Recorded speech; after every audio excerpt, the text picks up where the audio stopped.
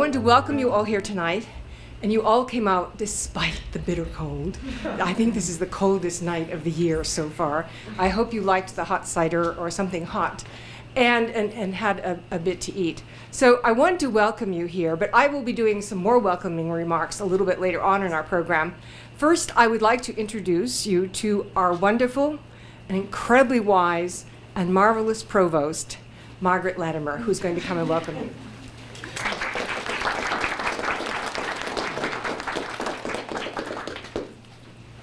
Margaret Latimer is marvelous. Thank you for that incredibly generous and kind introduction, Professor Naake.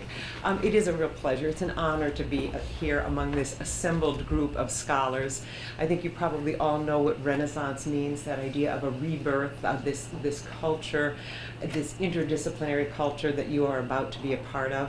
And I just want to welcome you to this on this, as Professor Naake said, this bitterly cold night. It was good of you to come out because it will be a warm semester. You will delve into topics, interdisciplinary topics, that I think really it isn't an exaggeration to say will thrill and excite you. And I wish you all the best, and I want to thank the assembled faculty here who really bring this program to life and will make it a rich and wonderful experience that I guarantee you will remember for the rest of your lives. Thank you. Thank you very much. I appreciate that. By the way, I want to introduce to you also Dean Kathy McCallion, who's going to come up. She is the Dean of Honors. And by the way, without Margaret Latimer and without Kathy McCallion, we really would not be able to have these programs. They go to bat for us. They are the ones that fight for scholarships for students, so we really are appreciative of them. Dean Kathy McCallion. I just literally take 1 minute. I send greetings from the Senior Vice President who was hoping to be here today. You'll see his name on the list, Dr. Sanjay Rai. He's down at Naake still doing work and couldn't get up. So he sends his regards and his hellos. I am always, I've been with Renaissance since its beginning here, and I am always excited to see you all. I'm excited to see you come in with your fresh faces, and it's a little bit of anticipation about what's happening. I'm always excited to see what May looks like and what you've learned and how you've grown. You are in for quite a ride. It's going to be work. It's going to be fun. You're going to be challenged. But there's all kinds of exciting things, and I really urge you to take advantage of not only what's going on in your class, but what's going in your classes, but what's going on outside of class and all the activities that Joan has arranged for you. Enjoy. I am actually acting, I'm the Dean of Business Science, Math, and Technology, but I'm also doing a little bit of acting as the Dean of Humanities and Social Sciences and Education, so if you have any educational questions, come find me. Okay? Thanks, and have a good semester. Thank you very much, Dean McCallion. We appreciate all your efforts on our behalf. I would like to have Peter, would you stand up for just a moment? Peter Winard.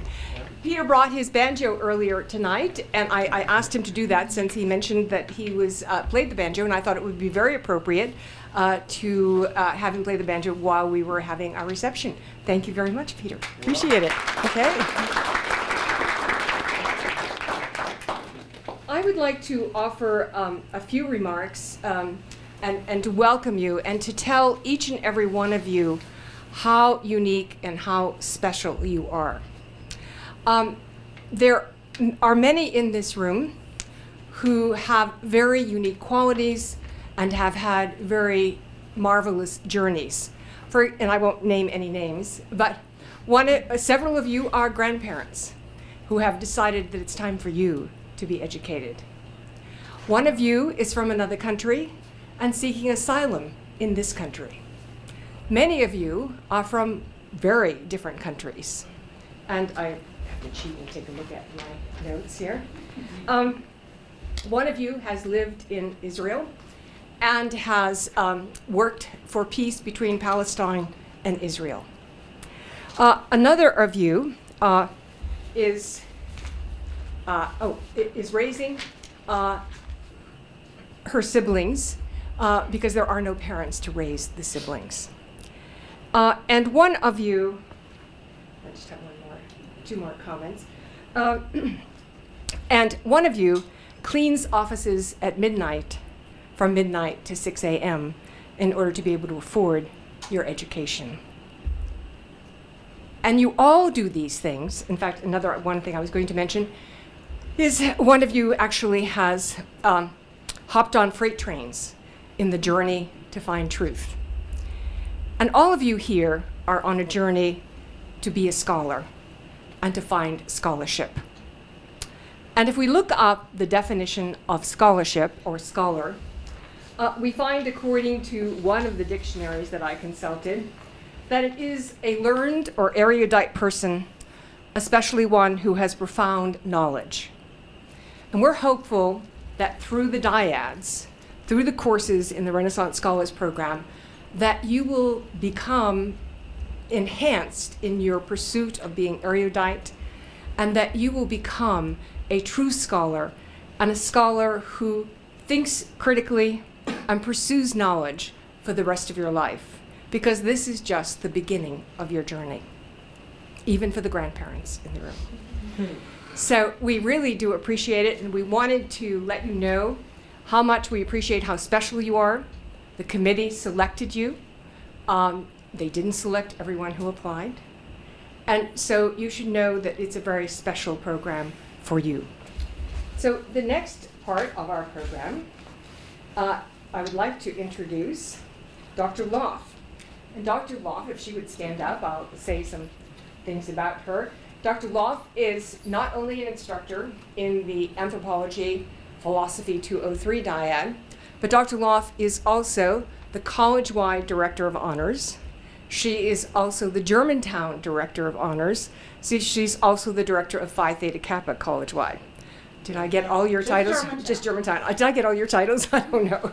And I'm president of MCHC. President of MCHC. By the way, can we just mention for a moment here that how many people in the room are going to be making presentations to the Maryland Collegiate Honors Council? Raise your hand. Yes. So many of the people in the room took took honors, one credit honors classes this fall.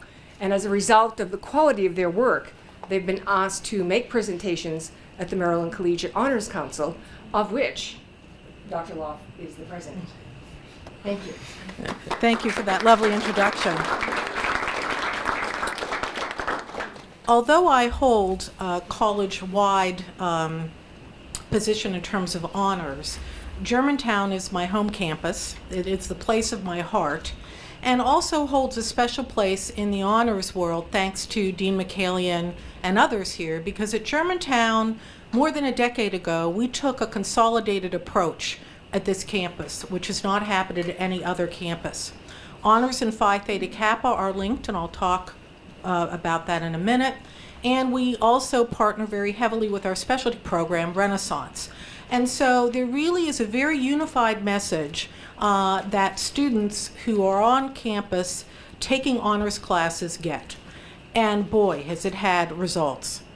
The Jack Kent Cooke Undergraduate Transfer Scholarship, we have had more winners from Germantown than any other campus.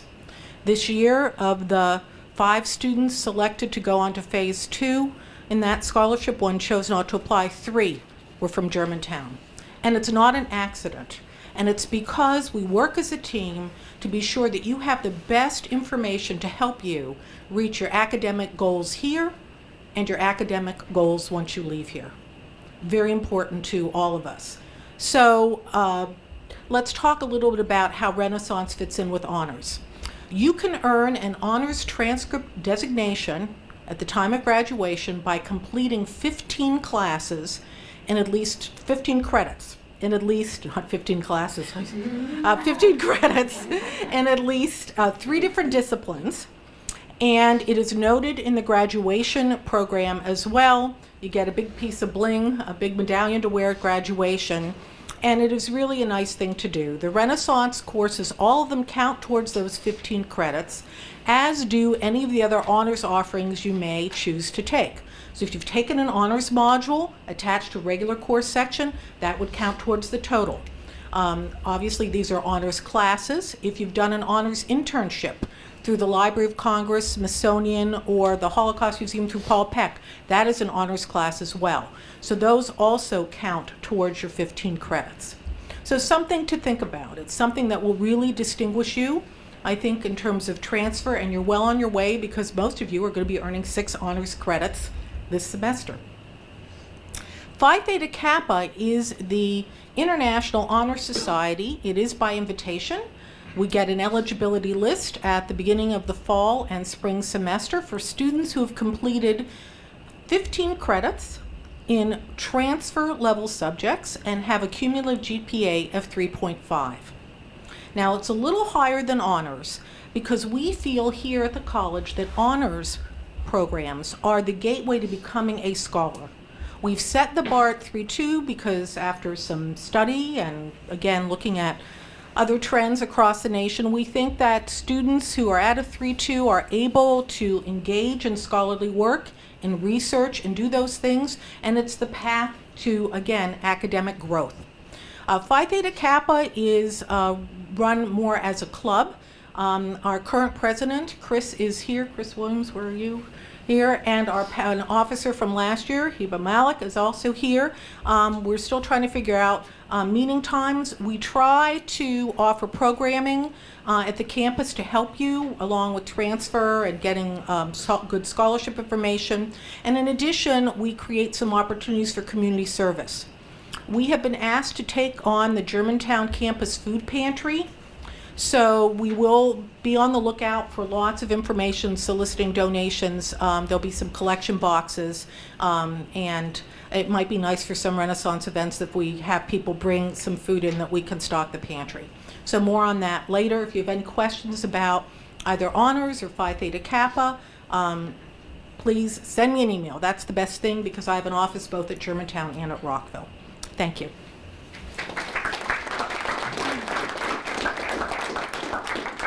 Thank you very much.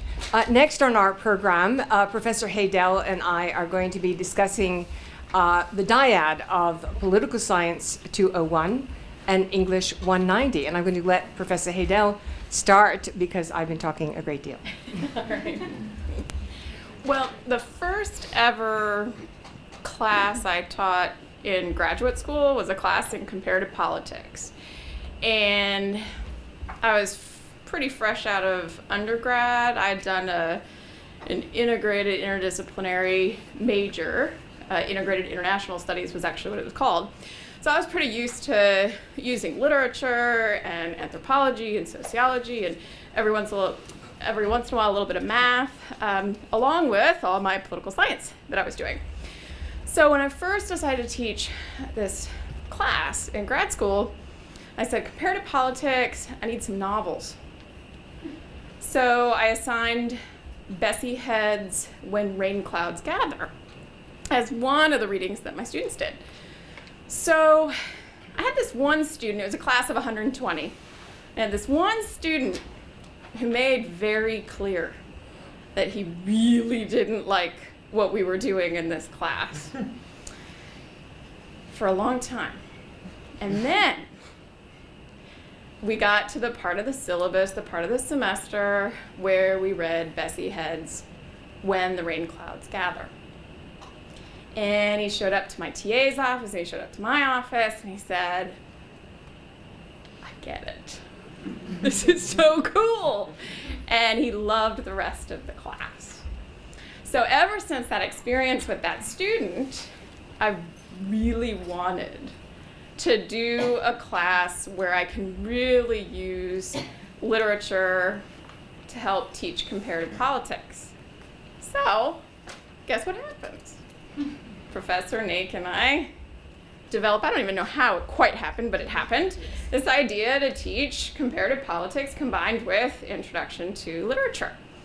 So we have been busily working for months now, pairing up works of literature with specific countries and themes that we cover in comparative politics, which, by the way, includes Bessie Head's When the Rain Clouds Gather. We got to keep going with it. So in fact, all throughout the semester, you're going to encounter a specific country, like Botswana, and pair it with a novel, a specific country like Egypt, and pair it with a short story. And actually, one of the things that surprised me as we've been working over the past few months is that all these themes keep coming through everything we chose all the time anyway. So it's one of those things where once you finish the semester, then you go back and read everything again on your own, and it'll make even more sense, right? So that's kind of my thinking with it. And let me go ahead and let you talk about your take on it a little bit. Right. If you don't mind staying up here, so in case we have some Yeah, we have- questions or comments or whatever. Well, I have to tell you that I have taught in the Renaissance Scholars Program for years. I taught 4 or 5 years with a psychology instructor, and I taught 3 or 4 years with a sociology instructor. And I used a textbook called the Norton Introduction to Literature.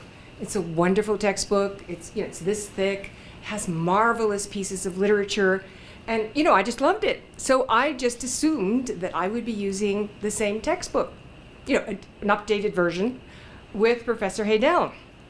And then the first thing she told me is that she was going to be discussing the Syrian uprising.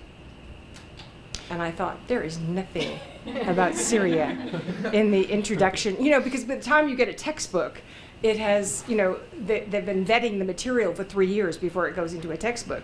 So I thought, that's not going to work. And then she told me she was going to do apartheid in South Africa. There's nothing in the textbook. So basically, I figuratively, because I never do it literally, figuratively threw out the textbook. Literally. And started from, started from scratch. So we now have a wonderful novel, which no one had ever heard of, but we both love, I think. Yes, okay. It's brand new. By the way, in addition to that, she told me they all had to be relatively contemporary, because she's going to be talking about contemporary governments, all right? So we now have a brand new novel called Samada, written by a Syrian author in exile. Absolutely marvelous. It is filled with magical realism, and it does all the cultures of Syria within Syria, because it's very multicultural. And so that was very exciting. And then she said apartheid, and I thought, okay, apartheid. And you want post-apartheid, not during apartheid, post-apartheid. So I found one play by Athol Fugard, which takes place during apartheid. And then I found this wonderful playwright, Yael Farber, brand new playwright. Her plays just went on. One of them was staged at the Shakespeare Theatre Company in October, and it was staged just previously to that in New York, and it was written in, I think, 2012. And it is called Ms. Julie, and it's based on Strindberg, so I get to do a little bit of Strindberg along with South Africa's apartheid. And in another short play by her called Melora is a play about apartheid in South Africa, and it is based on Aeschylus, so I get to do a little bit of Greek drama as well. And I could go on forever, but it would bore you to death. But at any rate, we're also going to be doing the Lowland by Jhumpa Lahiri, okay, wonderful book about India. And of course, we're going to do When the Rain Clouds Gather for Botswana. And we'll be doing some poetry, some short stories, as you mentioned, from Egypt. And we're also going to be doing for China, and that was difficult because in China, many of the writers are oppressed, cannot write. But we found a wonderful novel, and we can't decide between them, but between Change or the Garlic Ballads by the winner of the Nobel Prize for Chinese Literature, Yo Man. So again, that just kind of gives you an idea. But it was, by the way, it was very uncomfortable. I kept running over to her office thinking I had failed.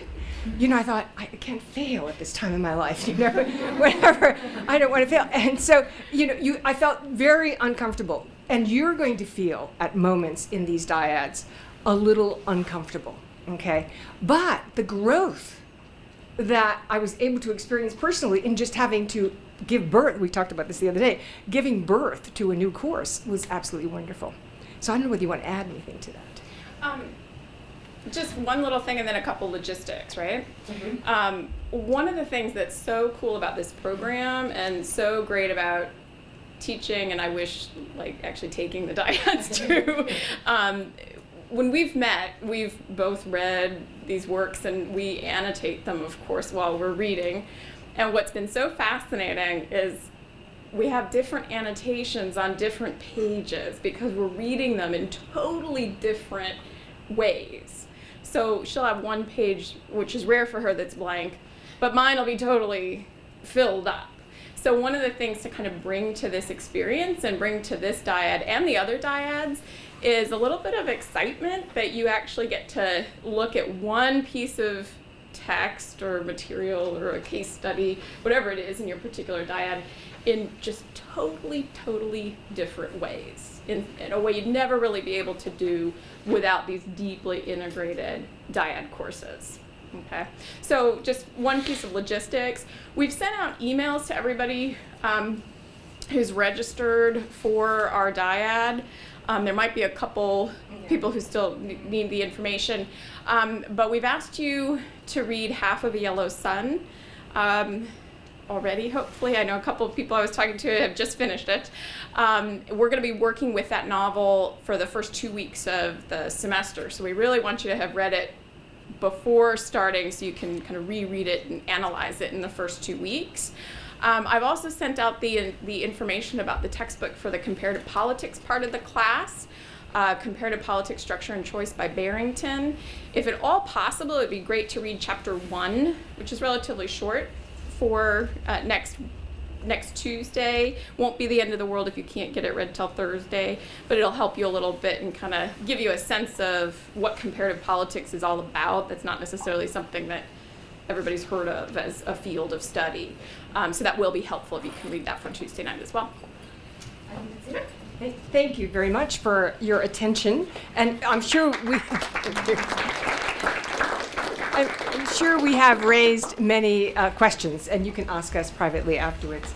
I wanted to introduce Dr. Laufe again, who's going to be talking about our wonderful summer study travel opportunity. Oh, and by the way, I'd like you to come up. I'll just use the mic for one more second. Could all of you who are in the room who have something to do with music, play a musical instrument, interested in music, raise your hand? Good. This will be perfect. Introduction for Dr. Laufe. Thank you. I had the wonderful good fortune to go last summer to the Swannanoa Gathering, which is our summer study travel program for honor students at the college. It's set at Warren Wilson College, which is one of 8 work-study colleges in the country, where part of your tuition is paid by the work you actually do on campus. It's located in the hills of North Carolina. It's very beautiful, right outside of Asheville, which is a wonderful city for food and crafts and music. And the Swannanoa Gathering is a group of weeks that are organized each around a different musical theme. We were there for Old Time Song Week, and we will be going back for that again. It was followed by the Irish and Celtic music folks, a very rowdy bunch, I must say, that came in during the second week. And I went really not sure, to be honest with you, about if this was a good fit with what we do here. And I came back really convinced. The first week, you get to sign up for 3 music classes with the instructors that teach there with various different things. Now, I had a little bit of help. My daughter used to work in the traditional and folk music world.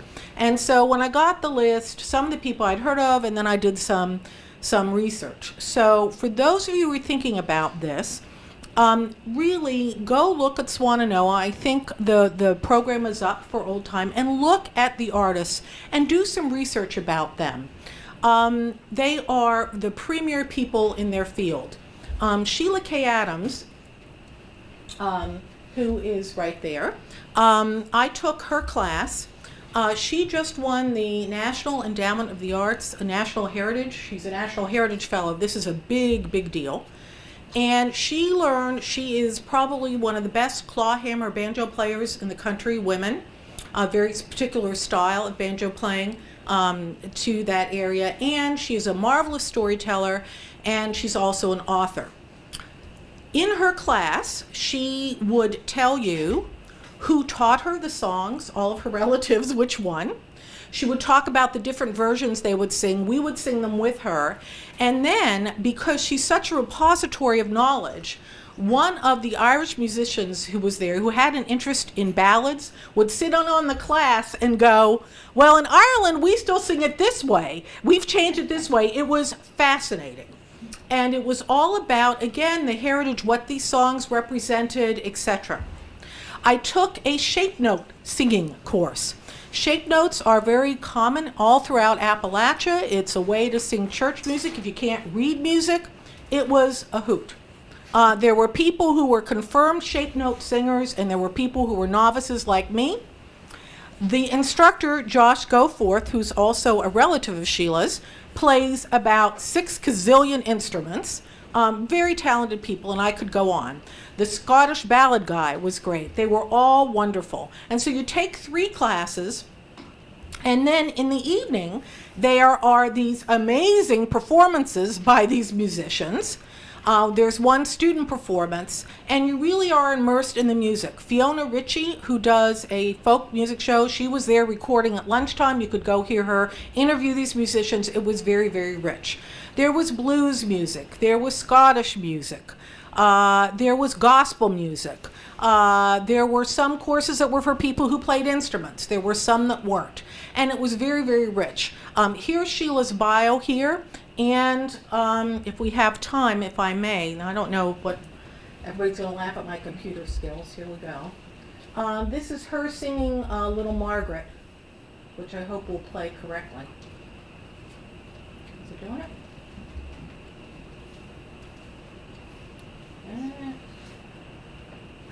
All right, well, let's try this. Here we go.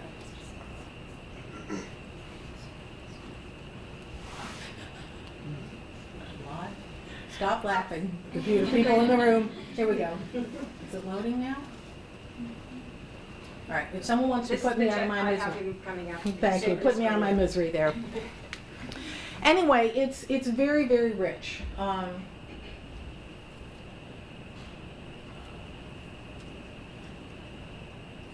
Ooh, this is beyond my.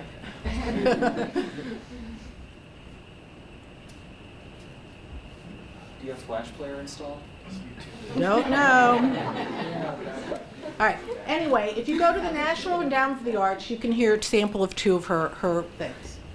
One of the people who was there, and he's going to be back this year, I think, is Ranger Doug, who is a bit of an anachronism. He's the last of the singing cowboys, this group. But if any of you have seen one of the Toy Story music, right? Ranger Doug Green wrote all of the songs for those. And he was like taking an anthropology class. Although we were singing While I Walk Down the Streets of Laredo, he knows everything about every cowboy movie and the singing cowboys, etc. Did you get it? No. All right. Okay. Dale Ann Bradley, who's very well known in the folk music world, she was there, just really premier instructors. The second week, we are off campus exploring the Asheville area. The Thomas Wolfe House is in Asheville. Thomas Wolfe really brought a lot of fame to Asheville as a writer. We get to go through his house, and it's absolutely fascinating. You learn a lot about him that will be through his work, and we've talked to Professor Naake about trying to include some Thomas Wolfe in the dyad, or to make those stories available. We went to the Cherokee Museum. The Cherokee have a very interesting history. At the time of the Trail of Tears, the group divided. Some went to Oklahoma after some not nice politics and did the Trail of Tears, which wasn't which was a very difficult experience. And there was a group that decided to stay in the mountains of North Carolina and resisted. And so the remnants of that group have a museum, which is fascinating. Half of it is state-of-the-art with animation a la Disney about them telling their story about who they are. And then the second half of the museum is a Smithsonian exhibit that is permanent there about a delegation of Cherokee that went to England during the colonial period, and all kinds of stuff about them. So it was very fascinating. And then they do a play, which we went to see, which was about their version of kind of their creation story and how they were treated. And what's so interesting is that it's been actually studied quite a bit by this woman, Christina Taylor Beardmoose, who did this book called Public Indians, Private Cherokee, that's actually talking about the play that we went to see. Very interesting. We also got a chance to go to the Biltmore Estate, that amazing house that was built by the Vanderbilts, and then to a newer part where they have another little museum. That was a whole day, their gardens, it was really fabulous. So the second week is organized kind of around cultural things in the region that will relate to some of the themes in the courses, and the first week is at the Swannanoa. Sheila K. Adams and I are in discussion, and we are trying very hard to bring her here to campus. And it's looking like she's going to be here at the end of March, beginning of April. And she will do a public concert and storytelling and some other things. So to give you really a feel for that kind of music. It really immerses you in a different culture. There are a lot of adults there. You guys will be the traditional age students, probably the youngest ones there, but they love you. They're happy to see you. People are happy to share their music with you, and it's just a warm and wonderful experience in a part of the country that's very different from the DC metro area. So if any of you have any questions, if I can be of any help to answer any questions about the trip, please let me know. You live in a dorm. You have food. Warren Wilson is a very environmentally conscious town. We did an eco walk, and a big proportion of the food that we eat there is food that they actually raise. And it will say in the cafeteria, raised here on the farm. So very, very exciting and lovely experience, and I'm so happy that we've been funded to go again. Thank you. And Dr. Laufe, I believe it's the first 2 weeks in July, is that correct? That's correct. First 2 weeks in July. It is paid for by the college, and you also earn 3 honors credits. Okay, so keep that in mind, because I'll be coming around, sometime during the semester to say, are you interested? And we'll have some meetings. All right, next on our list is Nancy Nyland, who is a wonderful librarian, and she does fabulous things for the Renaissance scholars, finds them pieces in the Library of Congress they could never find themselves, and so forth and so on. So Nancy is here to tell you a little bit about what she can do for you as a Renaissance scholar in our Montgomery College Germantown Library. Thank you. Sorry, I didn't realize. Hope my mic technique is okay. Okay. And I'm just going to see if I can just go to our library webpage real quickly. She's a technological expert. She'll be able to do it in 3 seconds. Not when the network is slow. I often say when I'm helping people do research, okay. So here's our link right here to libraries. There we go. And I'll just leave it there. So I'm the library liaison to the honors program, which is a job that doesn't exist. I completely just made it up so I could appoint myself because of my interests. So I'm highly motivated to help you. I want to stick quickly to maybe 3 points tonight, although just hearing Professor Laufe talk about Swannanoa reminded me that I was privileged to have the opportunity to do a course page for that course to help people, and you can always call me, email me even while you're at the event if you want help with research, or I had someone call me afterwards who I was able to help this year. And you can always find me here in the Germantown staff list if you can remember my name, or just come in and see me. All the librarians can help you. But I just wanted to make sure tonight that I mentioned we do have additional resources. If you've been in other classes, maybe you've had an opportunity for a librarian to come to your class or for your class to come into the library, but we don't have enough time to cover everything we can do for a class in 45 minutes or 50 minutes. So we do have, for example, a sort of a more robust reference citation software called RefWorks, but that does require that you just create a free account, and there's some training and a learning curve involved there, so we don't cover that normally, but it's really much more useful for people doing an entire semester-long project, the type of thing that you might be doing. And then I just want to make sure that everybody knows that at the library at the universities at Shady Grove, it's now called the Pretty Library. At first I thought they said P-R-E-T-T-Y, but no, it was a donor name, P-R-I-D-D-Y. And so if you need extra resources, more than what we have here, although we have a great deal for a community college, and you think you have to go to College Park, you don't have to go to College Park necessarily, because that's also open to the public. It's a lovely building, LEED certified, nice and quiet, lots of study areas, and you can have access there to all of the many hundreds, maybe thousands of databases in the University of Maryland system. And then last, just we're happy to answer questions anytime. We try and, it's a fun job. You never know what's going to come in. But a lot of the questions are, where's the bathroom? How do I print? How do I copy? So if you want to make my day, just come in and brainstorm. You know, like if you have 2 or 3 ideas for a topic, maybe you don't know which one to pick.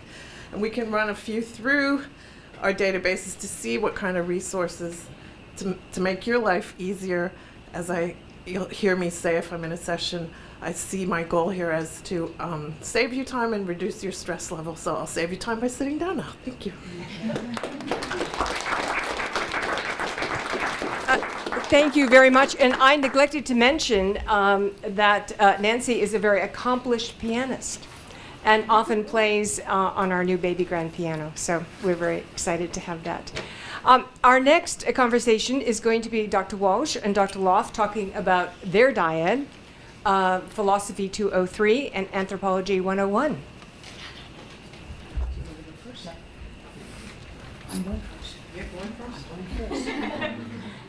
I'd like you all to know I'm going first. But the point to get from that is how quickly clear dialogue can happen in scholarship, no less. I didn't know, she didn't know 20 seconds ago, now we know. I'm going first. We think we have one of the best dyads this school has ever put out. Now, that's not to say others aren't equally great, but they're equally great, okay? We do a semester-long discussion that focuses on cultural anthropology and the study of religion, and particularly in terms of the impact of culture on religion and religion's impact on culture. We spend a good deal of time analyzing those terms, and then in my part of the dyad, I spend a good deal of time looking at 5 world traditions. We look at Hinduism, we look at Buddhism, we look at Judaism, we look at Christianity, and we look at Islam. That's not to say other traditions don't come into some part of the discussion at times, but those are 5 worldwide traditions that have some staying power, so to speak, and we look at how they are significant in terms of their differences, their similarities, and their impacts on culture, and vice versa.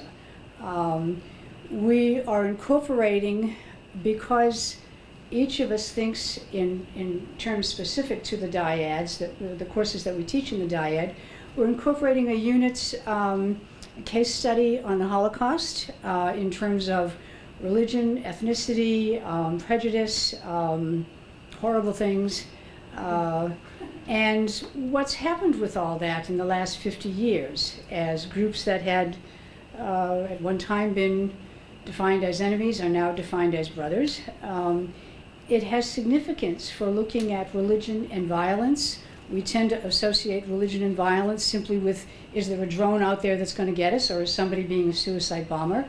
Religion and violence are intimately linked throughout history, and we will spend some time looking at that in terms of the monotheistic traditions at least, and in terms of the multi-theistic traditions. And well, Buddhism technically is not a theistic tradition, although some people would argue that it is.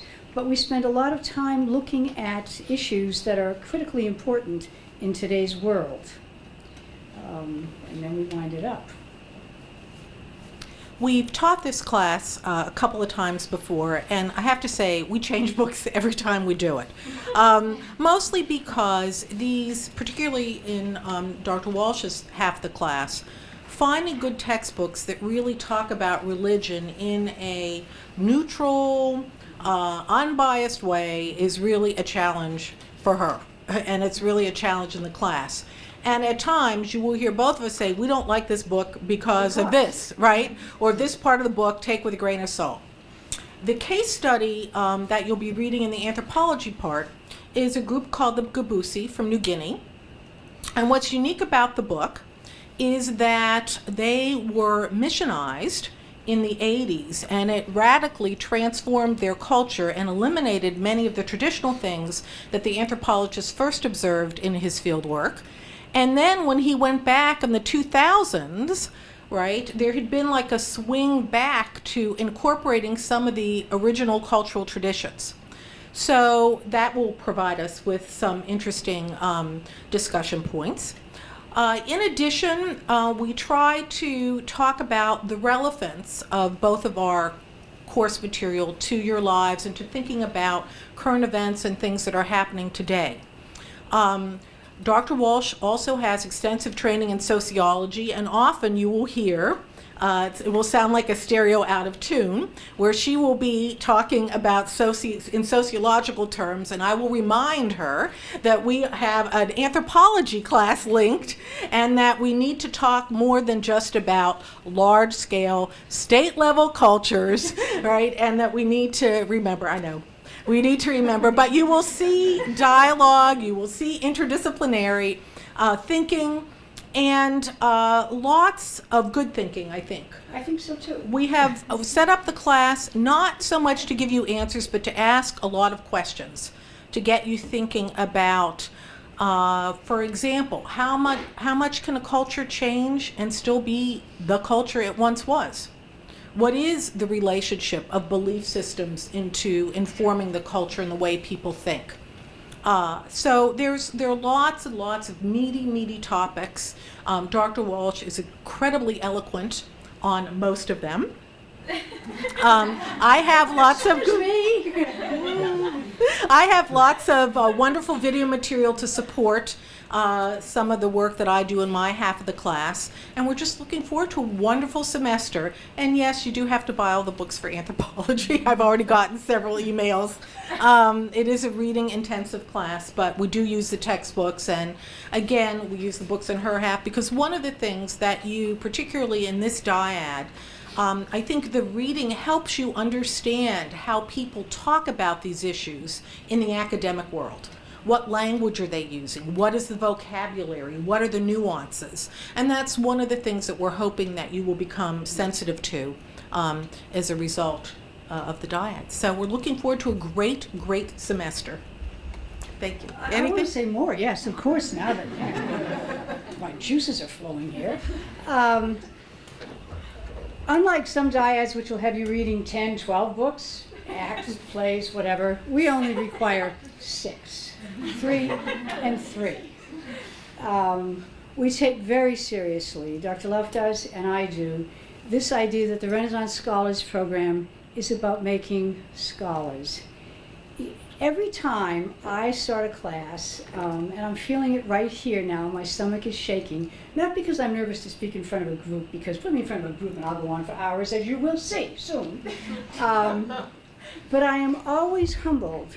And I'm looking and I think to myself, like, I don't know how many people there are in this room, but there's an enormous amount of intelligence, of energy, of desire to learn, and it's going to stay with you forever. And you will become more scholarly, and it's an attitude I hope you will take with you forever. You will learn to read, and to read some more. I place the highest value on reading. I don't believe that you should just always rely on Google. I believe you should read, and then come to conclusions. Because what's up here, no one can ever take away except until Mr. Dementia comes. Otherwise, it's yours, and it's yours forever once you understand it and once you have it. And you may re-understand it differently later. But we're going to have a fantastic time. You're going to read about religion, you're going to read its impact on culture, you're going to read, by the way, if you get the book Religion, When Religion Becomes Evil, get a used copy. It's not a new book, it's 8, 10 years old, I don't know. But Kimball's book, get a used copy. The only copy you need new is The Many People, Many Faiths, the basic basic text, which looks at world traditions and looks at culture in them, looks at how religion is conceptualized, how many people talk about what the experience of religion is about, and I will add some to that myself. But it's a very good book. But the other two books, The Sunflower, is also, you can get that used, but you want the edition that has the big discussion at the end. I believe 1988, was it, 90 something? Not the earliest one, the later one, but again, used, okay? Small paperback, but looks at the simple concept of forgiveness. And we will spend a good deal of time on that.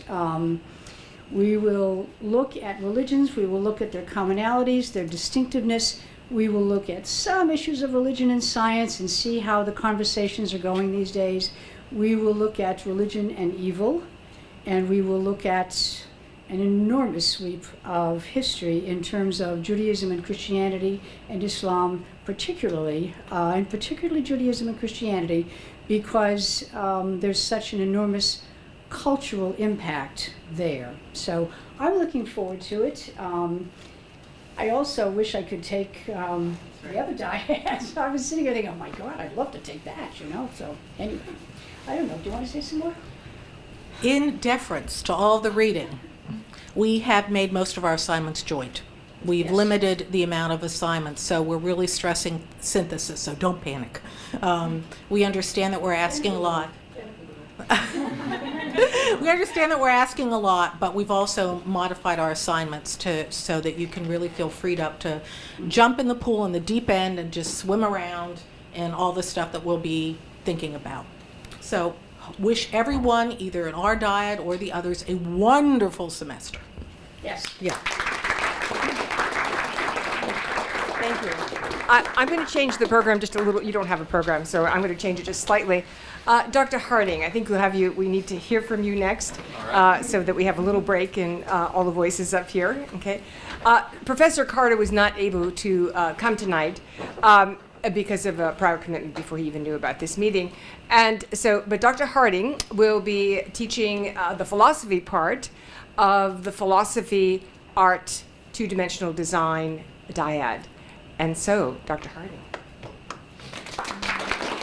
Hello. I guess what I should probably begin, and you should tell me when I'm hitting the time limit. You don't want to say that. You really don't want to say that. I should begin by saying that when the idea of doing a joint class, a joint art and philosophy class first came up, I was excited, but there was a part of me looking at it going, what am I going to do with this? And luckily, Professor Carter was willing to put together a syllabus that really hit on a lot of very, very interesting elements of the artistic process that he wanted to deal with.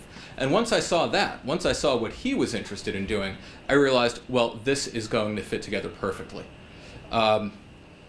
So what are we going to do? I don't want to speak for him. I don't want to try and explain what he's got in mind.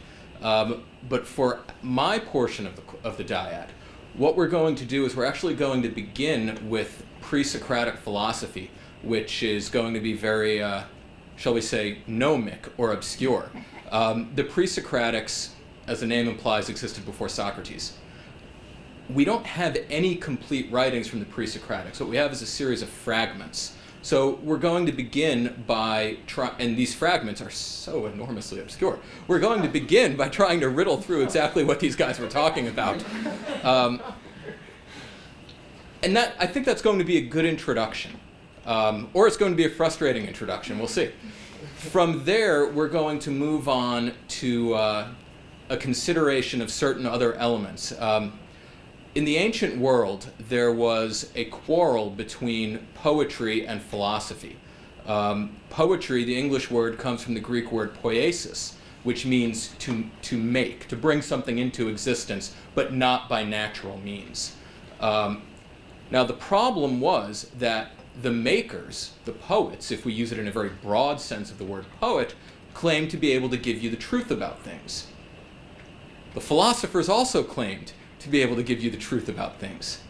So there was a conflict between the claim of the arts on the one hand and the claim of the newborn philosophy on the other. The arts had piety on their side. Philosophy didn't, and for those of you familiar with Socrates, you know how he ended up. Nonetheless, we're going to begin trying to use art to think philosophically, and we're going to try to use philosophy to reflect on what precisely is going on in what we can call the artistic process. So we're going to look at a number of different texts. We're going to look at Aristotle's physics, for instance, not all of it, but certain parts of it, so that we can get a sense of what Aristotle means by nature, how Aristotle understands change, and in particular, how Aristotle understands causality. And he's going to have a broader understanding of causality than many of us have. This understanding of causality is going to be particularly important because it's going to come up at the end of the course as well. We're also going to look at Aristotle's understanding of art. The Greek word would be techne. This is where we get the English words technology, technique. It just means skill. It means art in the sense that we use the word art today, but it also means more than that. We could talk about a cook who possesses a certain techne. We might talk about an engineer possessing a certain techne. So it's much broader than the English word art. We're going to look at Aristotle's understanding of techne, and in particular, we're going to consider the way in which Aristotle suggests that techne, or art, can give you access to the truth about the world. The artistic process, Aristotle suggests, involves coming to know the permanent and unchanging features of reality. We're going to spend a good amount of time looking at the way Aristotle understands these questions, and in particular the way they are linked to Aristotle's understanding of what we can call the decision-making process, and Aristotle's understanding of virtue. You probably didn't expect to talk about virtue in an art class, but it turns out you're going to. We're also going to look at two other texts concerned with how we decide to do things. We're going to look at excerpts from The Leviathan of Thomas Hobbes, which no one expects to have anything to do with psychology. Turns out it has a lot to do with psychology. And we're going to look at book 1 of Friedrich Nietzsche's Beyond Good and Evil, and a section of another book of his called Twilight of the Idols. Hobbes is going to give us what we might recognize as a very modern and mechanistic account of human psychology, and therefore of human action, including, ultimately, the making of things. Nietzsche is going to give us an account that is more familiar to us today, perhaps because of the influence that he's had, but is also going to challenge many of our own most deeply held beliefs about, among other things, our own freedom, our own autonomy, and the nature of cause and effect. From there, we're going to jump back to Plato. The second half of the course is really going to be concerned with 3 texts, but we're going to look at Plato as a way of entering into one of those texts. The second half of the course, we're going to read Rousseau's Discourse on the Arts and Sciences, in which Rousseau argues that the Enlightenment recovery of the arts and sciences is actually morally deleterious. It's bad for you. And we're going to look at a few essays from Martin Heidegger that I'll talk about in a moment. Before we look at Rousseau, we're going to look at Plato's, Socrates' criticism of the poets in the Republic. And in particular, Socrates is going to offer what we might call a political and moral criticism of the poets, and of art in general. Ultimately, Socrates will argue art needs to be limited by the regime. Otherwise, it's going to be harmful to us. It's a nice lead into Rousseau. Rousseau is going to argue that the development of the arts and sciences, or the advancement of the arts and sciences in the Enlightenment, actually has a morally harmful effect on us and really conditions us to be ruled only by tyrants. It's a very interesting argument. It's very subtle, and there's a lot more going on under the surface than I've just outlined. We're going to spend a good 2 to 3 weeks on the Rousseau essay, which is only about 45 pages, simply because he really is a slippery one. And we really do have to try to unpack what he's getting at. The final 2 pieces we'll read in the course of the semester are going to be an essay by Martin Heidegger called The Question Concerning Technology, and an essay by Martin Heidegger called The Origin of the Work of Art. We'll look at a little bit of being and time, his 1927 masterwork as a way of introducing certain concepts that will be useful for understanding the other essays. But our main focus is going to be understanding the question concerning technology, in which Heidegger suggests there is a peculiar danger to technology, and it's probably not what most of you are thinking, and that art is somehow going to be the solution to this problem. And then we're going to look at the origin of the work of art, an earlier essay than the technology essay, to get a sense of how artistic activity, how the function of art might actually serve to be a solution to the danger or the problem that Heidegger is going to identify in technology. And I think that is everything I have to say. That's an overview of the class, roughly. It will be fun. For me, at least.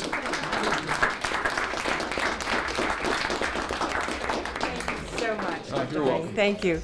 I want you to know that although Professor Carter cannot be with us tonight, he is with us through his art. Yes. Can we mention one more thing? Of course. For those of you who are actually enrolled in the class, I have an overview of the entire semester, including explanation of all the things we're going to read and things we're going to be doing with Professor Carter. I've got it with me tonight. I can give it to you. Right. We'll have plenty of time afterwards for people to mingle and ask questions and so forth. I want you to know that although Professor Carter is not here in person, he is in here in his production and his creation of art. Not right now, but on your way out, there are 4 6-foot by 6-foot paintings, all done by Professor Carter. And they're all associated with mathematics. There is the Celtic knot, there is infinity, there is the golden ratio, and there is the Penrose tiles. And they're just marvelous. And he actually involved honors students in the creation of those pieces of art. So it's very exciting, so be sure not to miss them. They actually belong in the high-tech building, which is a much larger building, and you can accommodate them, but we have a leaky roof, and we didn't want to get them ruined before they were hung. So we will be taking care of that, but I wanted you to know that you'll be able to see his art and appreciate it. The next person is Dr. Laufe, again, right? And Dr. Laufe is going to be talking about transfer and scholarship opportunities.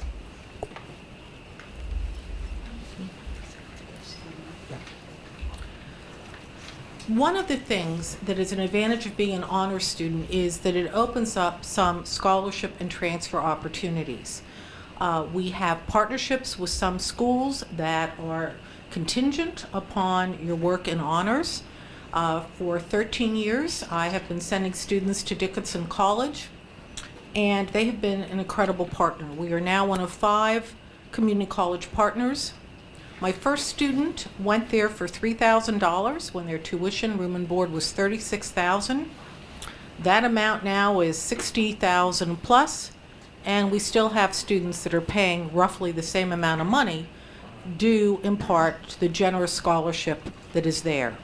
It is a liberal arts school. It does not have everything in terms of all of the professional sorts of degrees, but it is a marvelous institution. So we've been talking a lot, you've heard me a lot, but I just wanted to say that, again, this is a wonderful gateway. We have a terrific team here to help you with your college applications, with scholarship applications, so that you all reach the goals that you've set for yourself, because that's really why we're here.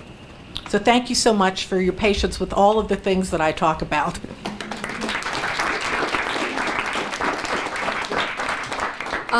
Thank you very much. I would like to mention, in fact, while perhaps, could I ask this gentleman who's been so helpful all night, whom I don't even know, he's accompanying a friend, if, could you maybe hand out these activities, oh, and may I have one, thank you. Oh, sorry, okay. Before I talk about the Renaissance Scholars activities, and you're all receiving a copy of this now, I wanted just to mention to you that I had a wonderful opportunity last May to go up to Smith College in Massachusetts, which is basically one of the Ivy League colleges for women. And 5 of our Renaissance scholars graduated in May. One was the president of the senior class, one won a Fulbright, and one spent one of her junior semesters abroad in Geneva, Switzerland, testifying before the UN. Those are the kinds of opportunities that we try to suggest for you, okay? And we try to have you look as broad as possible and and we say, maybe you should try this, or maybe this would be great. We've had several of our veterans, and I think we have a few veterans in here tonight, go on and be very successful at Columbia University in New York. And I mention veterans because they have a very good scholarship program for veterans, et cetera. So these are just some of the things that we try to do. I'd like to go over the activities with you for now, just so that you can see tonight is the first one, right? Professor Carter and Professor Harding have arranged for a trip to the Van Gogh exhibit at the Phillips Collection. And I have a son who is not particularly interested in art and who has been twice because he loved it so much, okay? It's a wonderful exhibit, and you will have the special treat of having Professor Carter, an accomplished artist in his own right, and a marvelous art professor and chair of the art department, touring you through the Phillips collection. Now, he's particularly going to pressure those in, say pressure, I shouldn't say that, but suggest that those in the dyad attend, but it's open to everyone, okay? So if you are interested, simply contact Professor David Carter, that's david.carter at montgomerycollege.edu. Wonderful opportunity. I'm not sure the $10 is right. It might be a little more, it might be a little less, but roughly in that category. And he plans to have everyone meet at 11 a.m. at the Phillips Collection. And by the way, it's a wonderful, just a tiny walk from the DuPont Circle metro stop, so it's easy to get to. As Dr. Laufe was talking about just a moment ago, on Tuesday and Wednesday, February 4th and 5th, there will be a workshop led by Dr. Laufe on how to select a transfer institution. And we really try to broaden your perspectives about what transfer institution is good for you. It depends upon your major, it depends upon your commitments here in Maryland, et cetera, but we try to broaden perspectives and have people choose the best transfer institution for themselves. And that will be in SA 270, the SA building, room 270. On Friday, February 7th, I will be encouraging people to go to the Folger Theater to see Shakespeare's Richard III. There's a special college night for $15. Tickets are normally about $65, okay? So it's very, very good. Now, the problem is that I often take the initiative of buying all the tickets, and then having students just, pay me back or whatever. They won't let me do that, okay? You have to take the initiative of calling yourself and buying the ticket. And then you have to make sure you have a student ID with you when you go, all right, to pick up the tickets, and that's all. But it should be very exciting. And of course, the Folger Theater is built in an Elizabethan-style theater. So you get to see the Elizabethan-style theater. Some of you in here also went to see Romeo and Juliet, wonderful play, by the way, very feisty Juliet, in October, of this year. On Wednesday and Thursday, by the way, notice that we're doing Wednesday and Thursday so that those in the Monday, Wednesday dyad and those in the Tuesday, Thursday dyad can attend. And we do it right before class, 5:30, how to write a transfer and scholarship essays. Writing transfer and scholarship essays is really difficult, important. You've got to give evidence. It has to be grammatically perfect. It's just, and we do know how to do it, okay? We don't do it for you, but we certainly help you to write the most effective essay you can possibly write, okay, given your experience and your background. For example, there was one student who wrote an essay recently for me, and it was supposed to be an effective essay, and he neglected, and then when I met with him, he said, well, my parents, when I grew up here and when I was about 13 years old, my parents sent my brother and me to Nigeria to live for 5 years. He was of Nigerian descent. And it was obviously an earth-shattering experience. Suddenly you're, going from the United States to Nigeria. You've never been there. You're going to live with an uncle. That kind of thing. And he never mentioned that in the essay. So it's those kinds of things that we want you to make sure that you mention in the essay. On February 11th, I'm also director of the Athenaeum Symposia, so I kind of put in some of the things that we're going to have for the Athenaeum Symposia in here. We're going to have Bill Press, who is a nationally syndicated columnist. He was on Crossfire, et cetera, and he's going to talk about, can anyone save Washington? He's not sure. And we have another Athenaeum event coming right after that. Paul Montero, who is director of White House Engagement and Interfaith Dialogue at the White House, is going to talk about what the White House is doing in interfaith dialogue, and I believe the Anthropology and the Philosophy Diet are coming to that. And we're also going to have, I didn't have room to put on here, we're going to have 4 panelists. We're going to have a panelist representing the Episcopal Church, a panelist representing the Muslim religion. He is the imam at Georgetown University. And we're going to have a rabbi. So we have a panelist with many different religions, 4 panelists, et cetera. Okay, and then we're going to have a talk. This is tentative. I'm not quite sure about the date or how we're going to work this out. But as you know, you may or may not know, the Immortal Life of Henrietta Lacks is a book that has been adopted, thanks to the leadership of Dean McCallion, as the one book for Germantown this semester. Okay, so you will find that in many cases, your instructors may be talking a little bit about it in a lab, a biology lab, or a chemistry lab.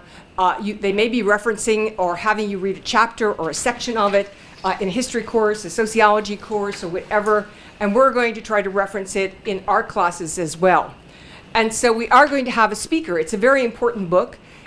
It deals with racism, it deals with prejudice, it deals with science, it deals with bioethics, et cetera, et cetera. So we are going to have a speaker. I'm not quite sure whether it will be the descendants of Henrietta Lacks speaking or a person who is really an expert on Supreme Court law talking about the bioethics of the decisions to have the HeLa cells used without the benefit of any kind of remuneration to the Lacks family.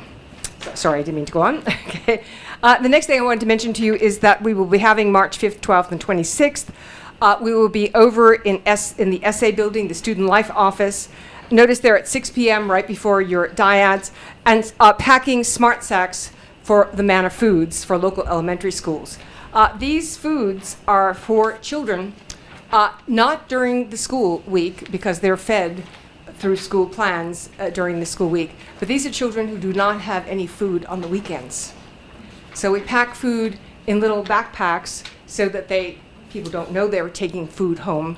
And we do this for 3 times. It's done all the time at the college, but we, as the Renaissance Scholars, as a matter of fact, we have a flyer here that has been done up and our dates are on it, okay, so that we are doing that. We will also be doing, we are going to be showing, Professor Haydel and I are going to be showing Shakespeare's Othello, Lawrence Fishburne video, and we invite anybody who wants to come. It's going to be in PK 1A1 on Tuesday, March 11th. Okay. And then, as Dr. Laufe mentioned, Sheila K. Adams will be doing traditional ballad singing on either Monday, March 31st or Wednesday, April 2nd, as soon as we have a commitment for both Globe Hall and for the singer. I will send you out a new one of these lists as things change. And then on April 8th, we're suggesting that all of us go to the Theater Arts Building in Rockville for a very, very solemn and very wonderful Holocaust commemoration.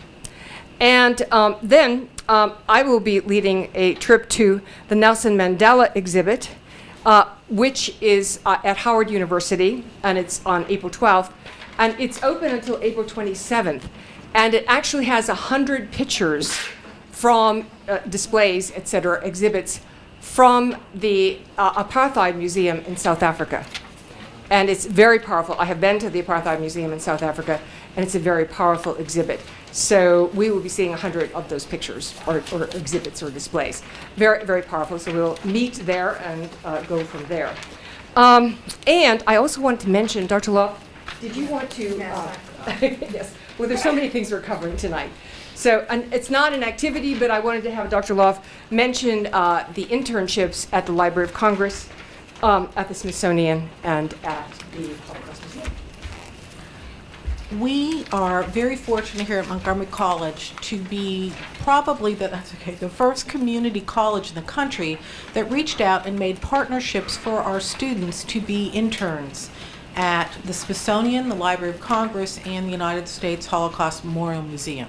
In the intervening years, other people have gotten on the internship bandwagon, but there are still slots reserved for our students. These internships are funded through the Paul Peck Humanities Institute.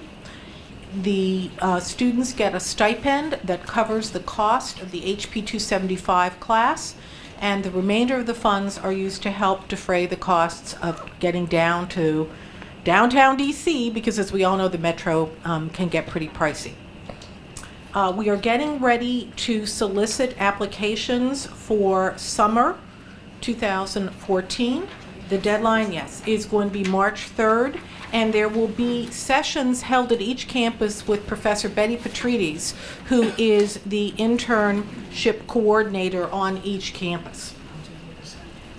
It's a wonderful experience, and we do have some people in this room who have been interns.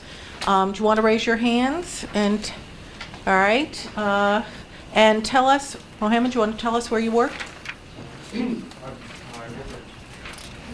I worked as an intern at Hirschberg High School for the media center for a while. No, not with this program. Did Oh, you? no, with this program, no. Okay, I'm sorry. I thought. Okay. No, with this program. Hiba, I know you had one. I was a research assistant at the Kluge Center at the Library of Congress. Erica and Chris, you're sitting next to each other, so that's a good thing. I'm starting my internship at the Library of Congress on Monday at the Kluge Center as well. And I just wrapped mine up. I was doing cybersecurity research at the Library of Congress. So these are wonderful, wonderful experiences where you are working with top flight scholars. The internship requires 16 hours in your internship site a week. And so you need to plan a little bit to figure out how you're going to fit this into your schedule, because it is a commitment. But it is a wonderful, wonderful experience. Some of our students have gone on to work at the Library of Congress for a while. Another one of our Renaissance scholars was selected as a junior fellow and received a $3,000 scholarship from the library and did another summer once he transferred. So this is a wonderful opportunity. If you have any questions, please feel free to ask any of the faculty here about the internships. You're required to write an autobiographical essay, have 2 letters of recommendation, submit your transcript and resume, and the GPA requirement is a cumulative GPA of 3.4, and you must have taken English 101 and have completed or be in the process of taking English 102. Okay. So something to think about, and it really is a very, very worthwhile, unique experience that we offer. Thanks. We're almost finished. I want you to, the Renaissance Scholars Activities was the last part of our program, but our provost, Margaret Latimer, has asked to say a few words just to kind of give us a summation. And before she does, I just wanted to mention to you, you're welcome to stay, now that you really know who we are, to ask us questions, ask us about syllabi, ask us about books, ask us about activities, the study travel program, whatever you want to ask us about, you're welcome to stay. I don't know whether the food is still there or not, but is it still there? No, they took it, sorry. At any rate, so I can't offer you food. But Provost Latimer. I can be very Oh, brief, and I just just Professor Latimer, we need to have you up here because to Joan as she passed by, as I stayed and listened. She told me she was going to leave. I was going to in 2 leave, but minutes. I was so enjoying this and listening to the descriptions of the dyads. But what really struck me is you all know that a college education is expensive. There's also a great deal of discussion these days about our students getting the skills that they need to be employable, job skills and that sort of thing as they go to college. And so we often see the question asked, what is the value of a college education? The fact that you're sitting in this room tonight tells me that you're partway to answering that question. In May, you will be much further along finding the answer to that question. This is the value of a college education. Enjoy it.